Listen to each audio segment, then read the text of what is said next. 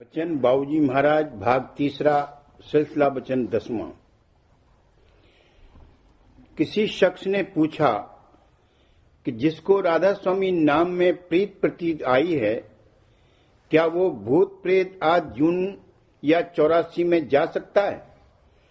फरमाया कि जिसको राधा स्वामी नाम में प्रीत प्रतीत आ जावे, वो एक मानी में राधा स्वामी का रूप है, मगर प्रीत प्रतीत में बड़ा भेद है। बहुत दर्जे हैं।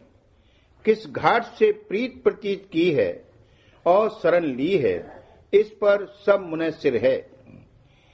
एक भिखारी को 2 घंटे खड़ा करके उससे राधा स्वामी कहलाओ, तो उसको भी किसी दर्जे की प्रीत प्रतीत आई है, तब तो राधा स्वामी कहता है। मगर किस घाट की? यह कि राधा स्वामी कहेंगे तो खाना मिलेगा, ये उसका दर्जा और घाट है। काशी में गंगा किनारे किसी घाट पर चले जाओ तो एक सिरे से दूसरे सिरे तक 300 गुरु बैठे मिलेंगे। एक गुरु कहता है कि फला मंत्र 8 आने में देंगे। इतने में दूसरा गुरु पुकारता है कि हमारे पास आओ, हम 4 आने ही में वो उपदेश दे देंगे। ये भी एक दर्जा है। इसके फल की कीमत भी 4 आना है। अगर पिंड के नाके से या उसके परे से, यानी जहां चैतन्य गालिब है, उस घाट से राधा स्वामी नाम में प्रीत है, तो उसकी 84 छूट गई। भूत प्रेत पिशाच और पशु जोन में कभी नहीं जाएगा। संत मत का अभ्यास भी पिंड के नाके से शुरू होता है और उसकी विधि भी अलग है। अभ्यास करके कम से कम इतने अंग में तीसरे तिल पर पहुंच जाना चाहिए कि मृत्यु के बाद वहां ठहर सके। अंतःकरण के घाट और तीसरे तिल के बीच में योनिवास है, यानी अगर अंतःकरण के घाट पर या तीसरे तिल के नीचे के किसी घाट पर है, तो पशु चोले में या भूत प्रेत आज योनि में जा सकता है। मगर जिसको राधा स्वामी नाम में चाहे किसी घाट से प्रीत हो और शरण ली हो और जिसको उपदेश मिला है, वो उम्मूमन पशु चोले और भूत प्रेत आज योनि में नहीं जाता। कभी शाज व नादिर ऐसा होता है जिसकी कोई खास वजह होती। अगर किसी के कर्म अभी इस तरह के मौजूद हैं कि वो बगैर नीची योनि में गए हुए नहीं कर सकते, तो वो उतारा जाएगा, मगर बहुत जल्द वहां से निकाल लिया जाएगा। मुमकिन है कि 5-10 बरस में ही उसका छुटकारा हो जावे, वरना इन योनियों में सैकड़ों और हजारों वर्षों तक रहना पड़ता है। मामूली तौर पर जो कर्म एक मुद्दत कसीर तक पिशाच या प्रेत योनि में रहने पर कटते, वो बहुत ही जल्द कट जावेंगी। पिशाच योनि बड़ी खराब है। इसमें खुद भी तकलीफ पाता है और दूसरों को भी सताता है। प्रेत योनि इससे किसी कदर अच्छी। इसमें दूसरों को सताने का हिस्सा कम है। ज्यादातर वे अपनी हालत में पड़े रहते हैं, जो काम करते थे वही करते रहते हैं। पितृयोनि इन दोनों से ऊपर और अच्छी है। बाज को स्वभाव बदलने के लिए भी नीचे उतरना पड़ता है। जिसका कोई खास स्वभाव बिना चोला छूटे हुए नहीं बदल सकता, उसका चोला भी छुड़ाया जाता है और बार बार ऐसा करना पड़ता है, तब वो स्वभाव बदलता है।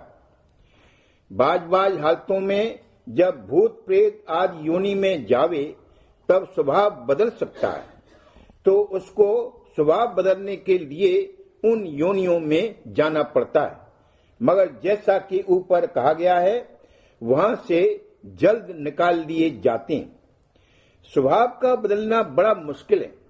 जहां तक मुमकिन होता है चोला रखते हुए ही स्वभाव बदले जाने का बंदोबस्त किया जाता है। स्वामी जी महाराज के वक्त में एक औरत उपदेश ले गई। कुछ भाव वगैरह तो था नहीं, उपदेश ले लिया था। हरिद्वार में जाकर वो मरी और भूत हुई। जहां वो रहा करती थी उस जगह से एक और औरत हुजूर महाराज के सत्संग में जाया करती थी।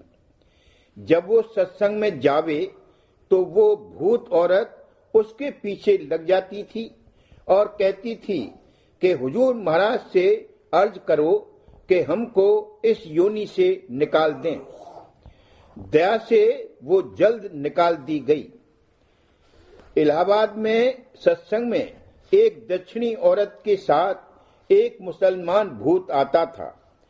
जो औरत हिंदी भी ठीक नहीं बोल सकती थी वो उर्दू के अल्फाज बड़ी तेजी से बोलती थी। उससे कहा गया, तुम इसको क्यों सताते हो और यहाँ क्यों आते हो? उसने जवाब दिया कि हमको इस योनि से निकाल दीजिए, हम कभी नहीं सतावेंगे, चले जावेंगे। और कहा कि हमने उपदेश लिया है। जब हम लड़के थे तब सत्संग में आया करते थे और एक दिन हमने छिपकर उपदेश सुन लिया था। हमको निष्ठा तो थी, रोज आते थे, मगर कुछ याद नहीं है। ये सब प्रीत प्रतीत की कमी की वजह से है, दृढ़ता नहीं, ढीलापन है। राधा स्वामी नाम में दृढ़ प्रीत और प्रतीत होनी चाहिए। कुछ भी हो मगर शरण न छूटे, शरण से कभी भी अलहदा न हो। डिगमगाना और चीज है और अलहदा व अलग हो जाना और चीज है। डिगमगाने में हर्ज नहीं, मगर संसार की धार में बह नहीं जाना चाहिए।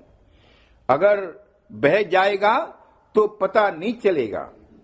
किसी वक्त में संसारी भोग विलासों में आसक्त भी हो जावे और गुनाह भी बन पड़े तो कोई हर्ज नहीं, माफ हो जाएंगे। मगर जो शरण ली है उसको छोड़कर नहीं जाना चाहिए।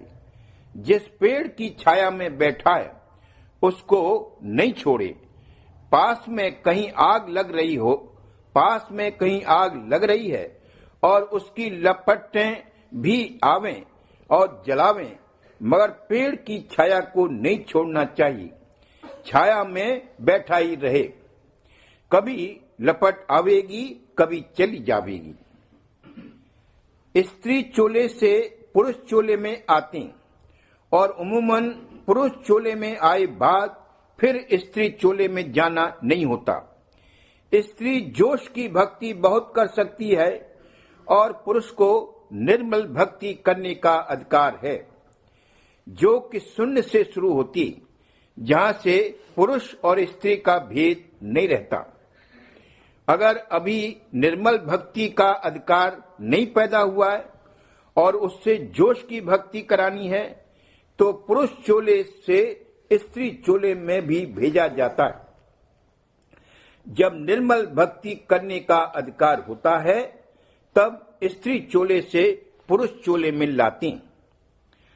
सहजल कमल से 84 लक्ष धाराएं निकली, इसलिए वहां से नीचे 84 है और एक मानी में मनुष्य शरीर भी 84 ही में है। मगर इसमें और बात है, 84 से छूट जाने का ये मतलब है कि अब पशु चोले में या भूत प्रेत आदि जून में नहीं जावेगा।